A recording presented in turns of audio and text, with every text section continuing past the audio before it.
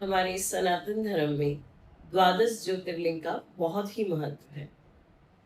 मैं शुरू करने जा रही हूँ अपनी एक नई सीरीज, जिसमें सभी 12 ज्योतिर्लिंग के विषय में एक एक करके मैं आपको जानकारी दूंगी। हमारा सबसे पहला ज्योतिर्लिंग है सोमनाथ ज्योतिर्लिंग। सोमनाथ ज्योतिर्लिंग गुजरात में स्थित है, समुद्र के किनारे।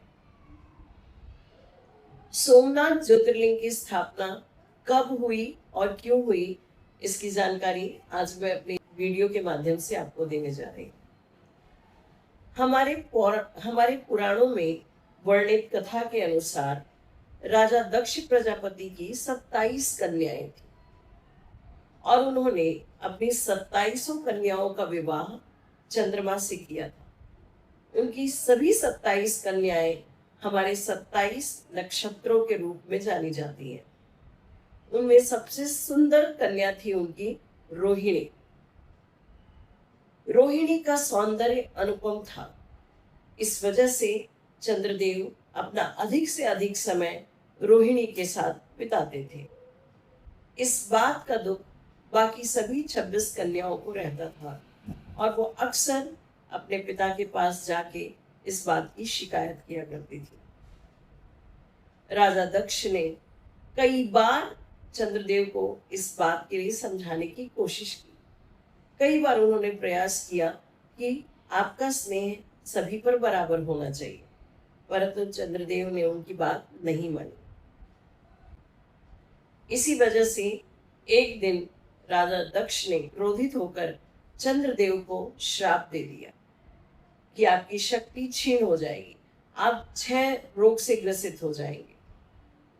चंद्रदेव की शक्ति धीरे धीरे धीरे धीरे क्षीण होने लगी। ब्रह्मा और विष्णु इस बात से चिंतित हुए। ब्रह्मा जी चंद्रदेव के सामने उपस्थित हुए और उन्होंने कहा कि तुम प्रभास पाटन में जाके समुद्र के किनारे बैठकर शिव जी की आराधना करो, वही तुम्हें इस श्राप से मुक्ति दिला सकते हैं। चंद्रदेव प्रभास पाटन में पहुंचे। प्रभास पाटन वही क्षेत्र है जिसे कहा जाता है कि भगवान श्री कृष्ण ने अपनी जीवन लीला यहीं पे समाप्त की थी। चंद्रदेव वहां पहुंचे, उन्होंने शिव की आराधना शुरू की।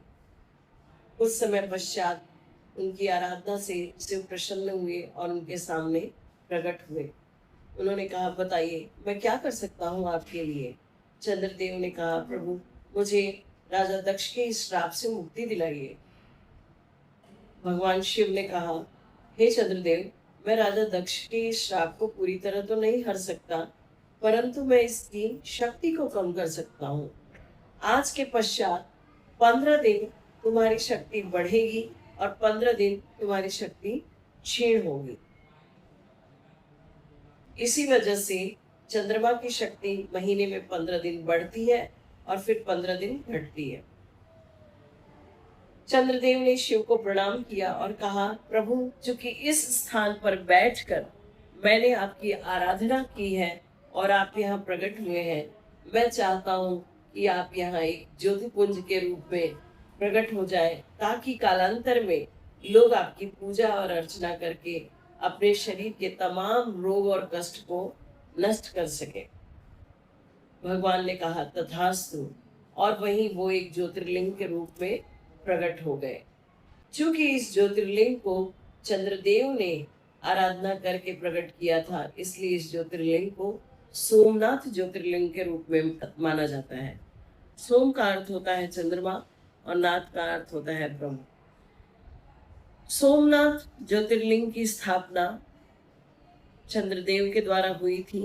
कालांतर में इस मंदिर को कई बार कई आतताइयों ने तोड़ा, लूटा और फिर कई बार इसका उस समय के तत्कालीन राजाओं ने इसका निर्माण कराया है। सोमनाथ मंदिर में बहुत ढेर सारे हीरे जवाहरात, सोना, चांदी था। मोहम्मद गजनवी से कई बार लूटपाट कर ले गया, परंतु सोमनाथ मंदिर को वो ध्वस्त नहीं कर पाया। आजादी के पश्चात सरदार वल्लभ भाई पटेल ने इस मंदिर का उत्थान करने के लिए बहुत प्रयास किया और उनके प्रयासों के द्वारा सोमनाथ मंदिर एक बार फिर अपने वैभव को प्राप्त हुआ। 1951 में हमारे प्रथम राष्ट्रपति डॉक्टर राजेंद्र प्रसाद के द्वारा सोमनाथ मंदिर में फिर से प्राण प्रतिष्ठा की गई और उसके बाद से यह मंदिर श्रद्धालुओं का श्रद्धा केंद्र बना हुआ है। यदि आपको समय मिले तो कृपया अवश्य जाएं, सोमनाथ मंदिर का दर्शन करें।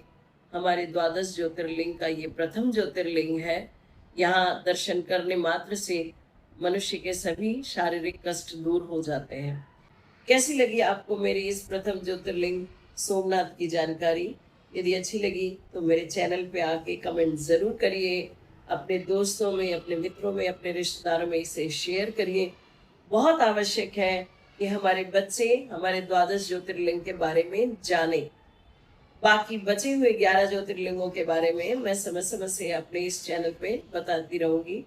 धन्यवाद।